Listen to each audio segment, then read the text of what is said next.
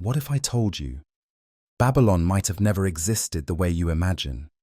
Not the mythical kingdom of thunder and fire, not the place of towers scraping the sky or streets paved in stars. What if I told you it was something stranger, more organized, more methodical, more human? Because here's the thing, Babylon was not a fairy tale. It was a machine, a city engineered with purpose, shaped not by fantasy, but by stone, law, trade, and silence.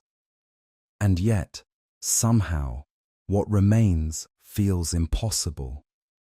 Ancient tablets, scratched with wedge-shaped marks, speak of knowledge more advanced than some Renaissance minds.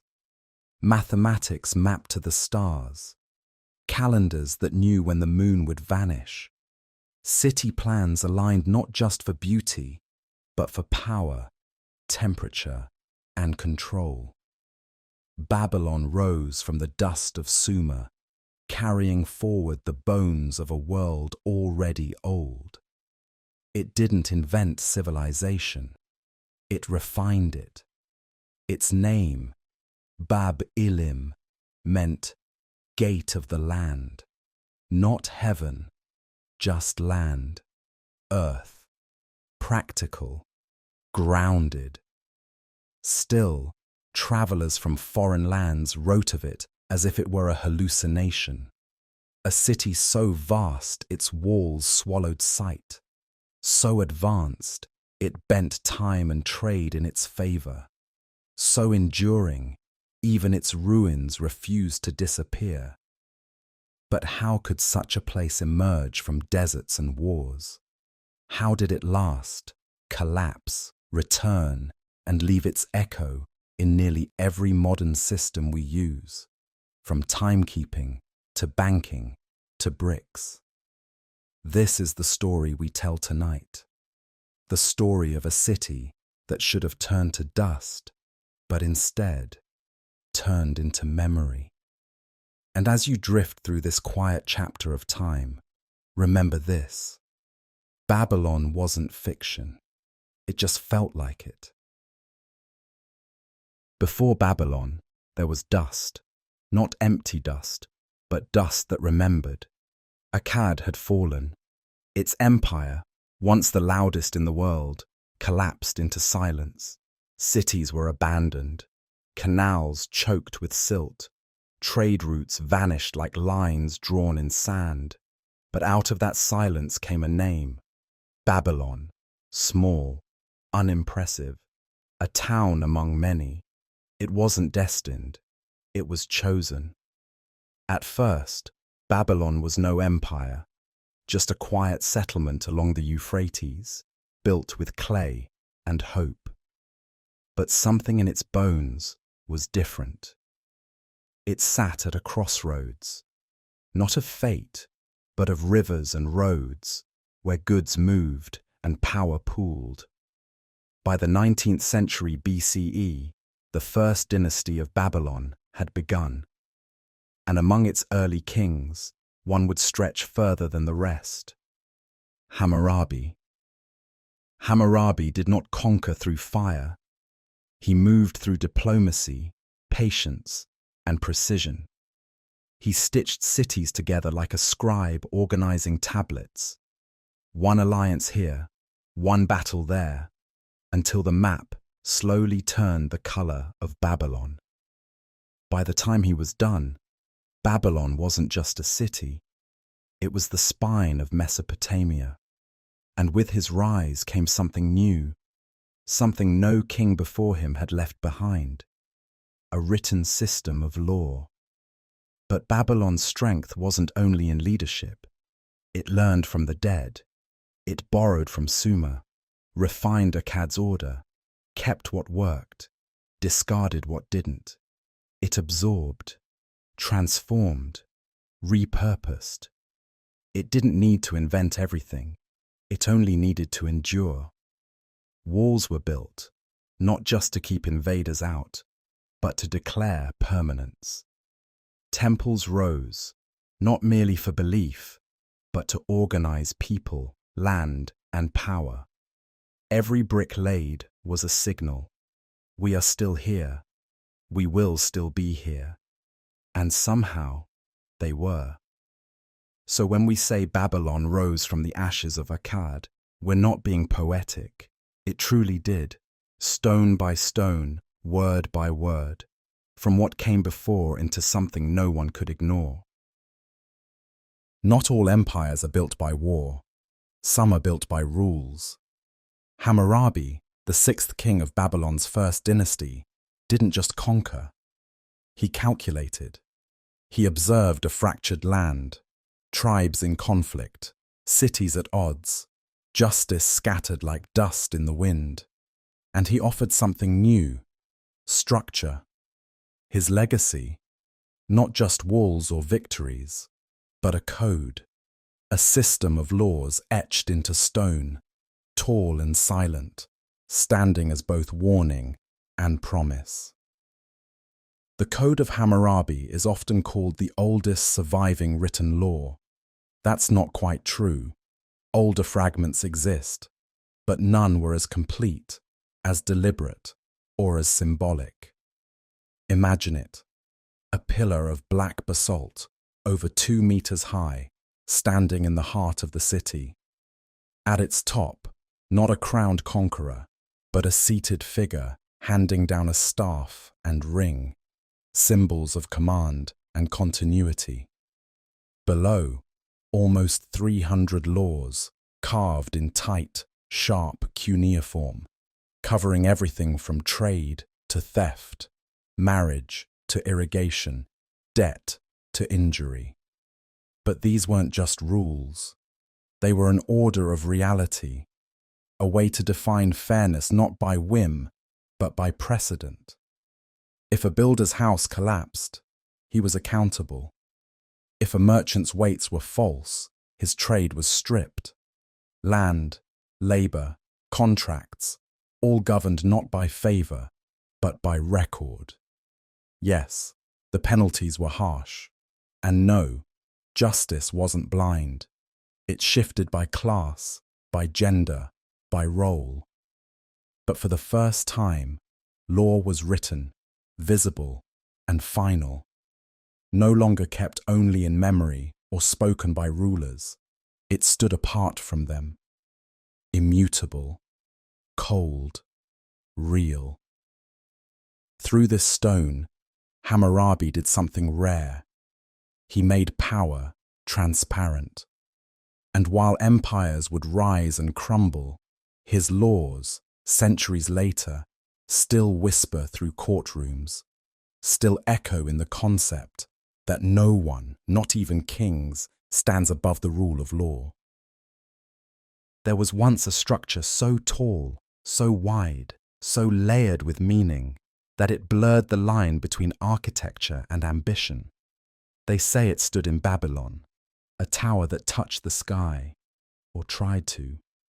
No blueprint survives, no complete ruins remain, and yet stories of it ripple across centuries. The Tower of Babel, called by some a myth, by others a misremembered ziggurat. But there is truth beneath the dust. Babylon was not known for pyramids. It built ziggurats, massive stepped platforms, rising in tiers, each level a little closer to the sky. These weren't homes or tombs. They were statements of order, of scale, of the city's place in the world. The greatest of them all may have been Etemenanki, translated as the foundation of heaven and earth. 7 levels tall, rising over 90 meters, its summit lost in desert haze. Built not for the divine, but for alignment, for ritual, for symbolic control over chaos. It wasn't just height that made it matter, it was position. Babylon's center wasn't random, it was designed to be a cosmic axis. The ziggurat was the anchor, earth below, stars above. But here's what sets Babylon apart. It didn't just build vertically, It built with intention. Bricks were inscribed with names. Corners faced cardinal points. Every tier was calculated.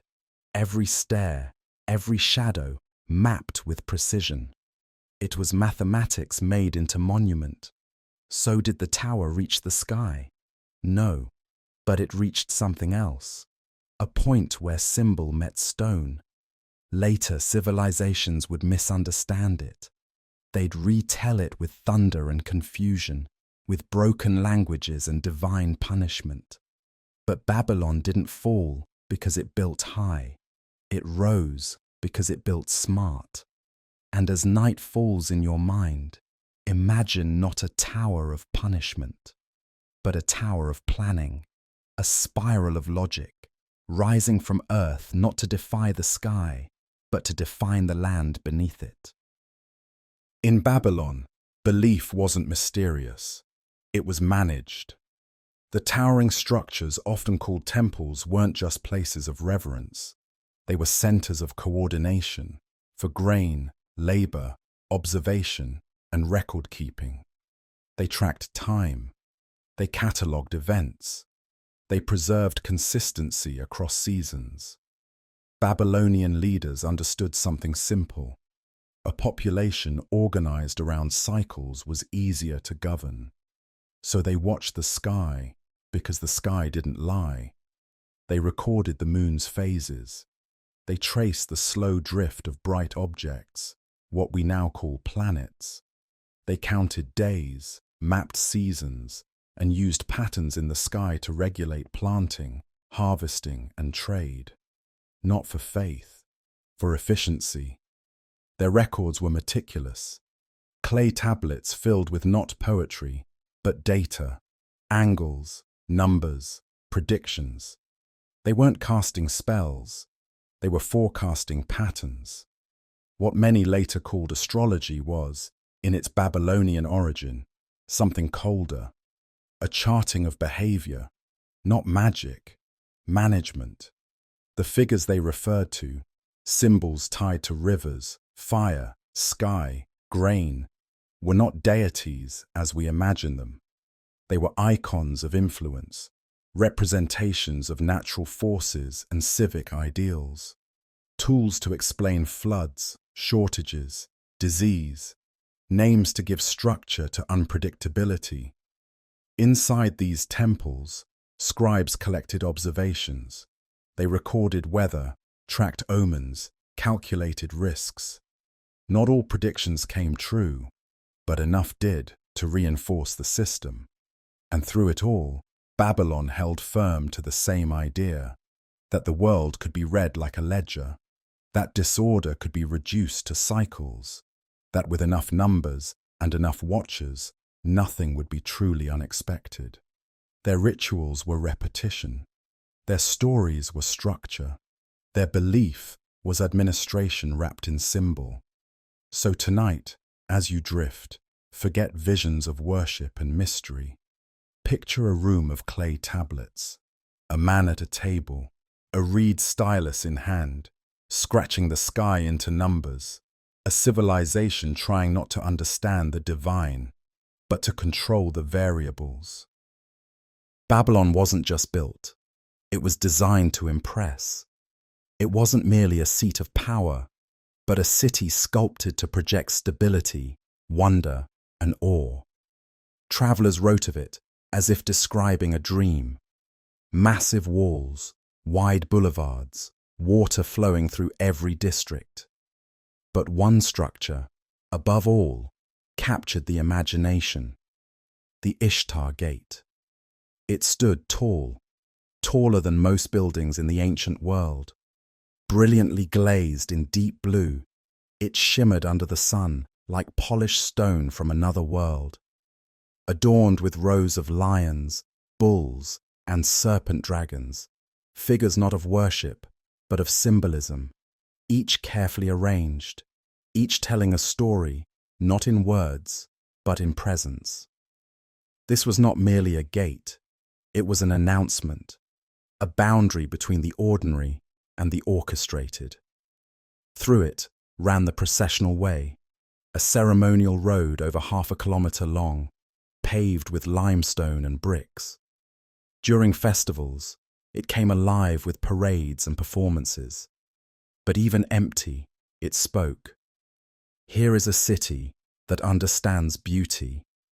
Here is power that knows how to endure. The city itself was layered with elegance. Gardens flourished. Courtyards breathed with space and air. Bricks bore inscriptions, not graffiti, but official seals, showing that each wall, each walkway, had been accounted for. Nothing was accidental. Architecture wasn't just about protection. It was about psychology.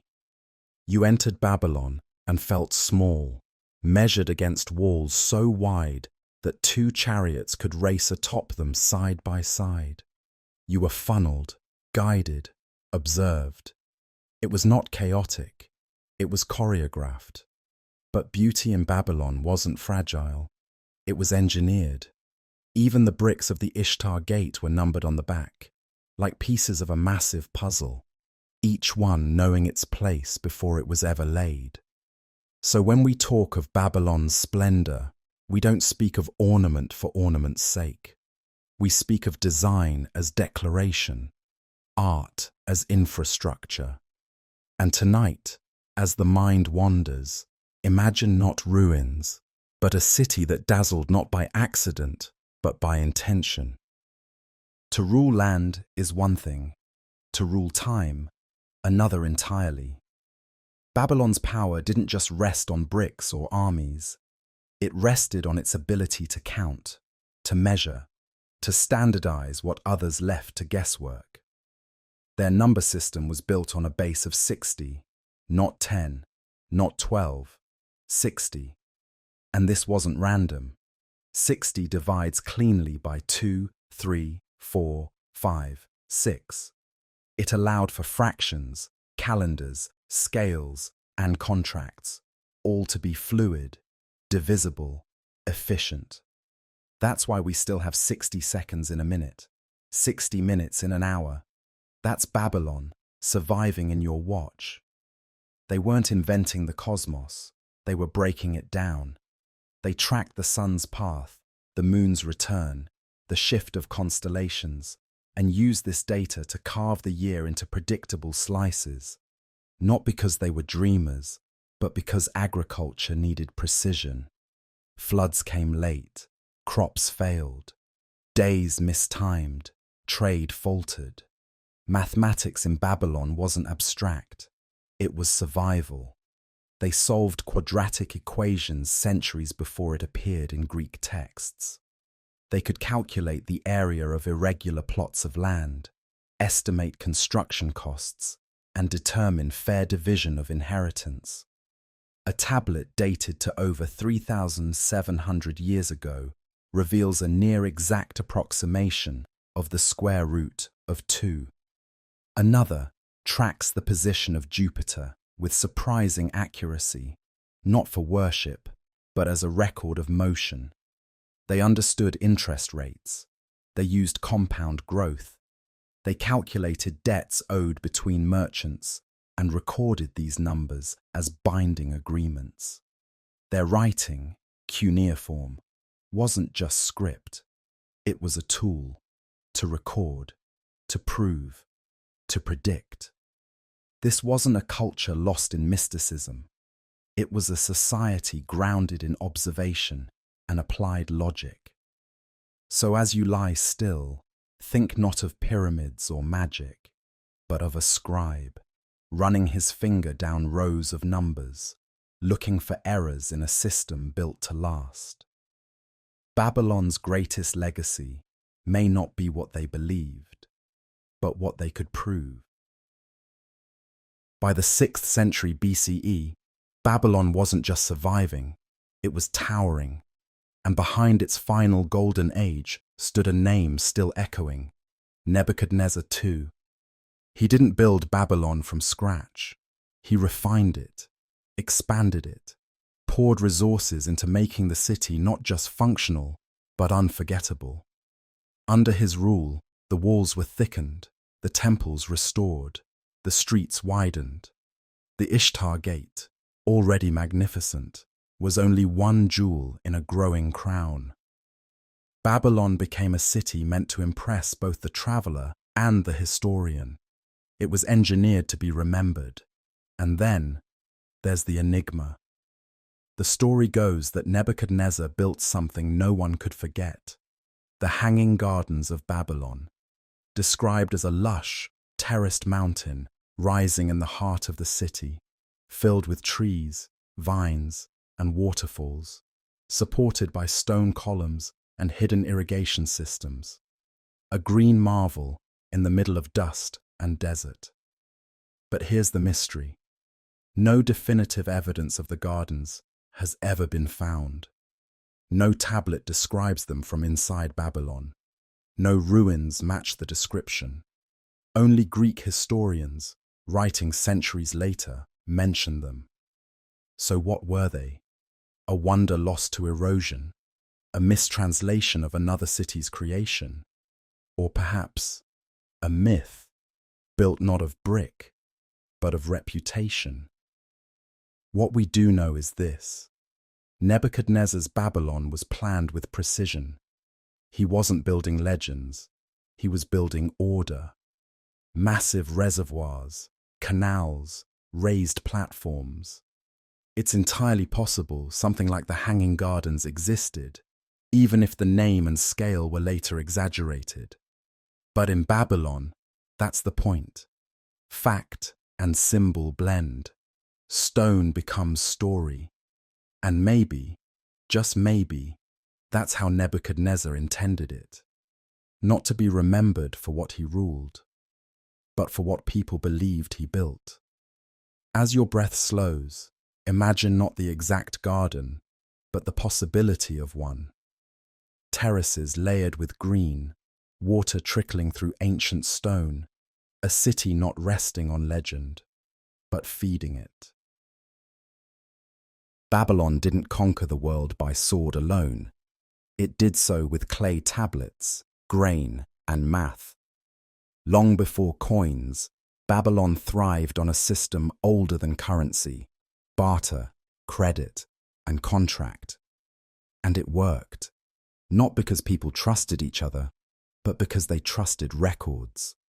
Markets buzzed with goods from every corner of the ancient world. Lapis lazuli from distant mines. Timber floated down from the north. Copper, gold, dates, wool, fish. Everything had value, and everything had a price, even if that price wasn't paid immediately. Babylonian merchants rarely walked with gold in hand. Instead, they carried clay receipts, contracts written in cuneiform, sealed with names and symbols. If a deal went wrong, the tablet said who owed what. And if someone lied, the scribe's marks would tell the truth. Temples weren't just for rituals. They were banks. They stored goods, loaned grain, tracked payments, and collected interest. You didn't pray there. You negotiated. The economy was built like the city itself, layered, logical, durable. Farmers leased land from estates. Workers were paid in measured grain or beer. Even time was a unit of trade. Labor days counted out and recorded like coins. What made it work wasn't technology, but consistency. The same units, the same systems, passed down, improved, repeated. You knew what a shekel was. You knew how long a cubit stretched. You knew what to expect when you signed a tablet. And through it all, Babylon grew. Not because it took, but because it circulated. We often imagine ancient civilizations as built by force. But Babylon shows us another method: structure, trust, ledger. Think of wealth not as treasure hidden in vaults, but as grain measured in baskets, names stamped in clay, deals made in open air, under skies charted not for wonder, but for profit. No city stands forever. By the 6th century BCE, Babylon was still vast, still rich, still ordered, but the world around it was shifting. To the east, a new force had risen, one faster, larger, more adaptable. The Persian Empire. Led by Cyrus the Great, the Persians weren't just conquerors, they were absorbers. They didn't burn cities to the ground. They took their systems, their scribes, their symbols, and made them part of something bigger. In 539 BCE, Cyrus entered Babylon, not with bloodshed, but with a plan. The walls didn't fall, they opened. The story goes that the Euphrates was diverted. Its flow weakened so troops could wade beneath the gates. Whether that's true or not, what matters is this: Babylon didn't fight, it folded. And Cyrus, understanding power, walked in not as a destroyer, but as a liberator. He respected the city's customs, kept its archives, maintained its temples. But from that moment forward, Babylon was no longer Babylon, not as it had been. Its systems remained, for a time. Its scribes still carved tablets. Its markets still moved goods. But the center had shifted. Power now lived elsewhere. The great ziggurat, once rising in ordered tiers, began to crumble. The gates stayed, but the meaning behind them dulled. The language, the writing, the rhythm of the city all began to fade. There was no single moment of destruction, just a slow quieting. A great city becoming background noise to empires that came next. And yet, Babylon's end wasn't its erasure. Its tools outlived its towers. Its laws outlived its kings. Its numbers outlived its stones. It became a reference point, a name whispered with awe, not because of how it fell, but because of what it once proved possible.